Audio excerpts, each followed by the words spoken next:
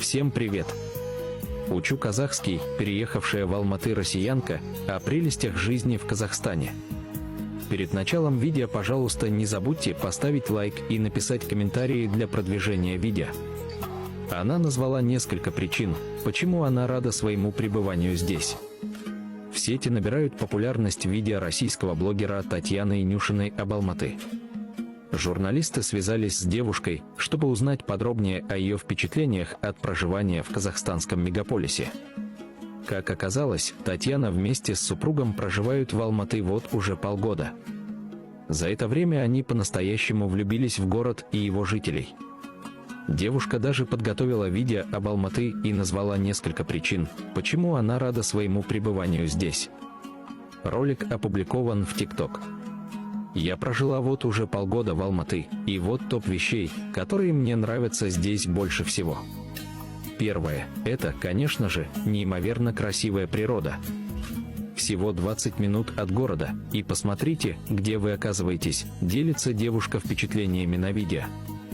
По словам Татьяны, она долгое время прожила в Санкт-Петербурге, так что ей есть с чем сравнить. Солнце для человека из Питера, поверьте, значит очень много.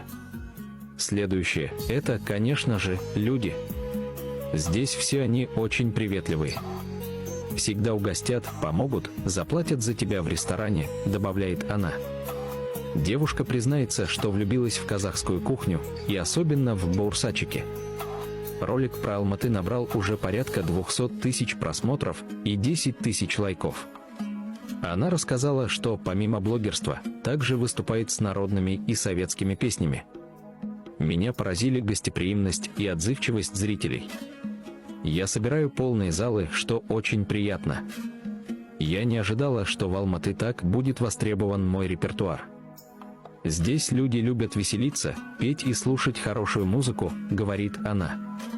Также она отмечает, что за время пребывания в стране успела поснимать немало контента, который понравился казахстанской публике. Здесь, в Казахстане, основная моя сеть для работы – TikTok. Инстаграм на втором месте. Рада, что за время пребывания в Казахстане набрала уже порядка 350 тысяч подписчиков. Я исполняю песни на казахском языке, показываю местную природу. Поэтому я рада, что видео набирают просмотры, говорит девушка. Татьяна также признается, что сейчас учит казахский язык.